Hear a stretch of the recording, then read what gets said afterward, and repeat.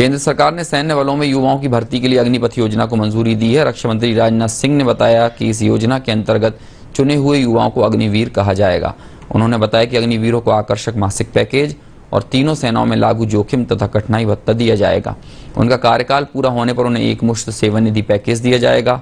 इस योजना को सुरक्षा से संबंधित मंत्रिमंडलीय समिति ने स्वीकृति प्रदान की है। इसके अंतर्गत देशभक्त और उत्साही युवाओं को सैन्य बलों में 4 वर्ष के लिए नियुक्त किया जाएगा। इस वर्ष 46,000 अग्निवीरों की भर्ती की जाएगी। इस निर्णय पर केंद्रीय मंत्री अमित शाह ने प्रधानमंत्री नरेंद्र मोदी का आभार जताया। उन्होंने ट्वीट करते हुए अग्निपथ योजना को क्रांतिकारी पहल बताया।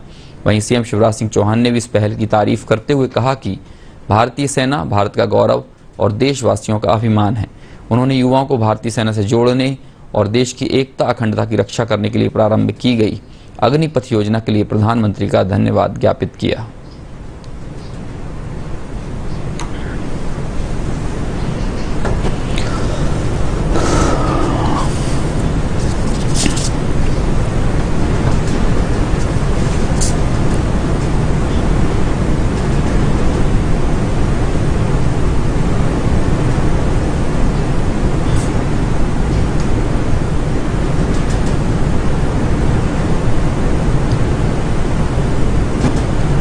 पॉजिटिव इंडिजिनाइजेशन लिस्ट का प्रमोलगेशन।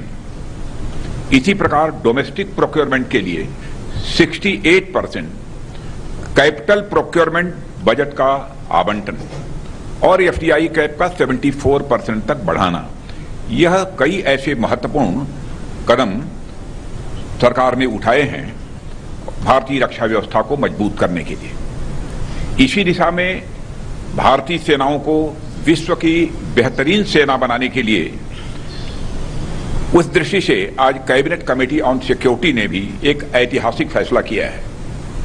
आज का अग्निपथ नामक एक ट्रांसफॉर्मेटिव योजना हम ला रहे हैं, जो हमारी आर्म्ड फोर्सेस में ट्रांसफॉर्मेटिव चेंजेज लाकर उन्हें फुल्ली मॉडर्न और वेल इक्विप्ड बनाएगी।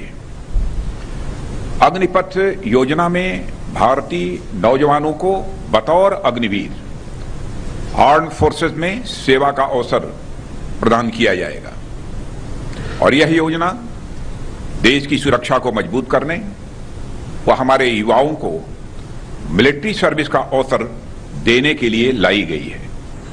भारतीय सेना भारत का गौरव है और देशवासियों का अभिमान है। सेना के जवान हमारे हीरो हैं, रोल मॉडल हैं।